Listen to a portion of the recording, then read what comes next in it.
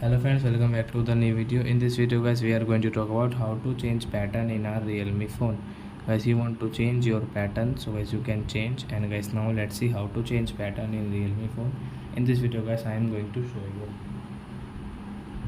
So friends, now let's see how to change pattern. So when first of all open your phone setting to change your lock screen pattern in your Realme phone.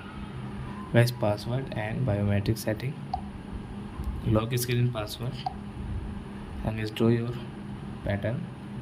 Guys, you can see your modify password, and guys please draw the old pattern, and guys click on guys use a different password type. Again guys click on pattern, then guys you can see cannot at least 4 dots. Guys, if you take these 3 dots it will not work. So example for you guys, we will take this Z, oh sorry friends, Z, and guys again Z, 2 times ZZ.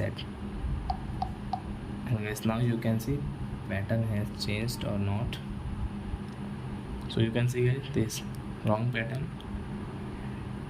So guys pattern has changed in a Realme phone. So that's it guys, thanks for watching. Now we will meet on next video with new topic. Before going, please go and like my video, subscribe my channel. Bye bye friends.